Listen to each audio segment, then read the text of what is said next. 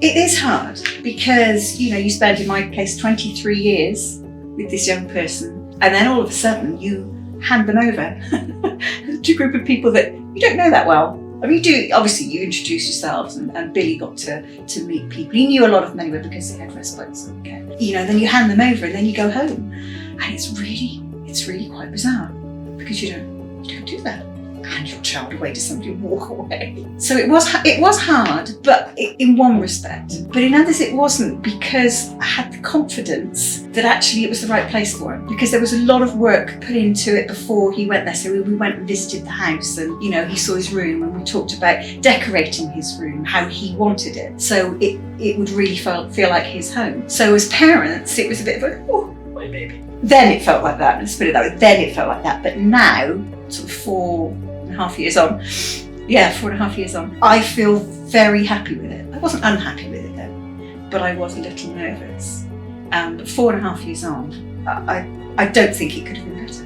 Now for Billy, he was keen to get in there. I think he had this sort of vision that that he would be able to do anything you wanted at any time of day or night.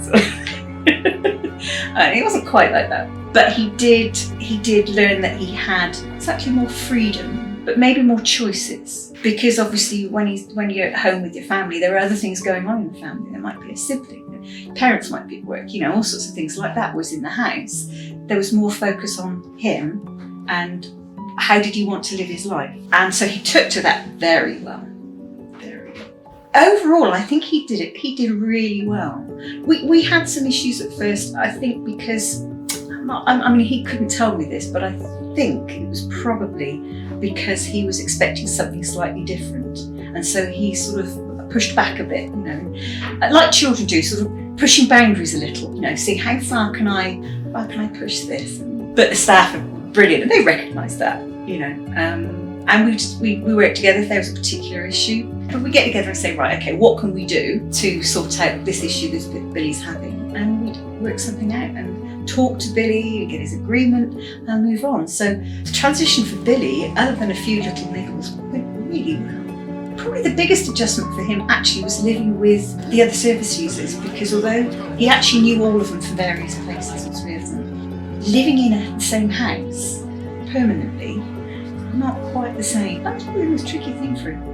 Not the transition itself per se, changing from living at home to living there. I think it was more the transition of living with mum and dad, my brother had just moved out, and then 3 other people that I haven't actually lived with before, and staff coming and going. I think that was actually the trickiest thing for him. He's got used to the people coming and going. It doesn't bother him.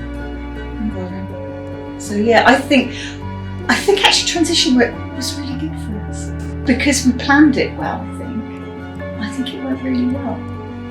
What made it good is that if there was an issue, then we just say, right, there's something going on here, something's not right with Billy, what do we think it is, how can we sort it out? And then involving Billy in the sorting of it out. And it just worked. And communication basically was the key. Billy really has become more independent over the last 9.5 years, he really has. He's actually thinking for himself.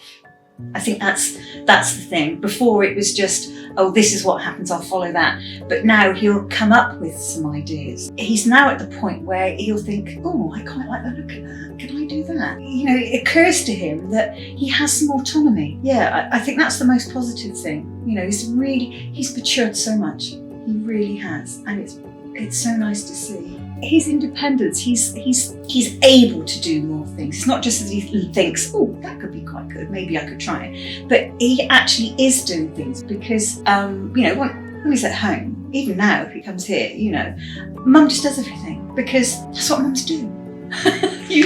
Or dad, just get him to do it for me because, Whereas in the house, because he's been encouraged to, for example, do his own cooking, he was also encouraged to try different foods, and so he's now eating those things, but he's preparing the food as well, all sorts of things like that, which previously he would just let somebody else do it for him. Well, that's It's not sustainable throughout life, is it? You can't expect somebody else to be doing everything for you for your entire life. Yeah, that's another positive. He's really doing things for himself. And I think the other one is he is, although he does like to be on his own a lot, he is being more sociable. He really is.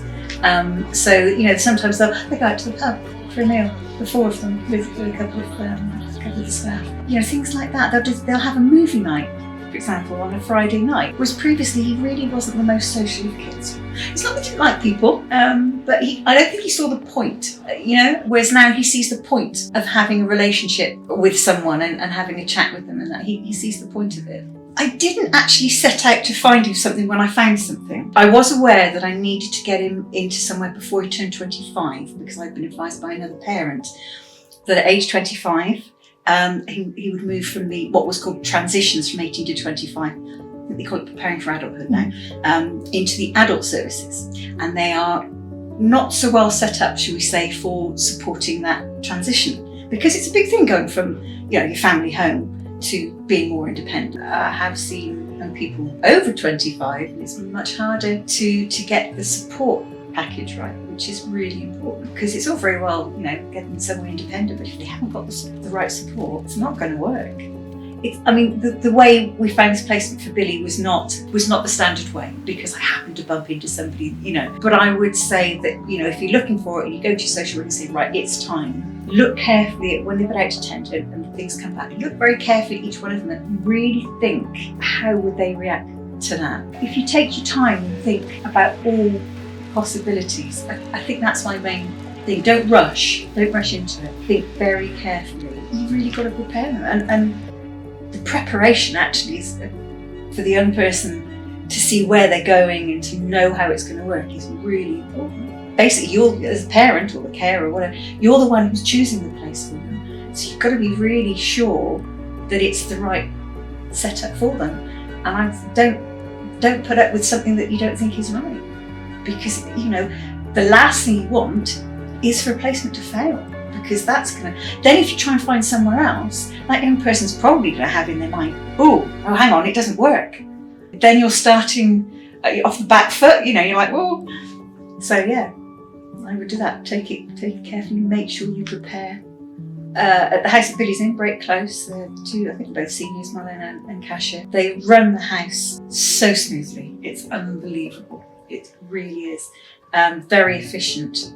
The diary has everything in it, who's going to be which service user, who's going where, doing what times, everything. It runs so smoothly, and they've all been so approachable. And if there's any kind of issue, you just say, not sure about this. And they say, right, okay, well, why do you think this isn't working? Can you think of something else that will work? Or they'll come up with a suggestion. But the staff themselves are really good. They really are. They listen. They listen if I've got any kind of concern or anything like that. They listen and say, okay, let's see what we can do about that. That's a big support. They communicate really well. I think that's communication. Communication is definitely key here. So they let me know what's going on. We have a WhatsApp group. And so even down to things like, they'll take pictures if they've been out somewhere. They'll take a picture and say, oh, this is what we did today. That sort of thing. And it just makes me still feel connected. I know he's an adult, and I know, the adult children, they've got their own lives, and, that's great. But although he's an adult, he's still my child, and so I need to know what sort of things he's doing, what he's up to, that he's happy doing these things, and they always keep in contact, that sort of thing. When Billy was very young, I dreaded the point at which he would become an adult, and then technically my rights to look after him and to do things are gone. He's an adult. As far as the law is concerned, I've got nothing to do with him anymore. And that's frightening when you have a child with a disability. It's really frightening. But I don't feel like that now, because he's in a place and he's got people looking after him that want to involve me. They understand that I know him really better than anyone, and by keeping us in the loop, the staff can learn more about Billy, although they know a lot about him because we've been there 4.5 years, and I think that's really important. it's not that I want to be, sort of on their backs, on the staff's backs, and they're all the time saying, do this, do that, do something else. But I do want to be involved because that's my child, and he's not your standard adult. No, he's a lovely adult, but he's not your standard adult. And I want to be involved. There will come a time when I'm not around.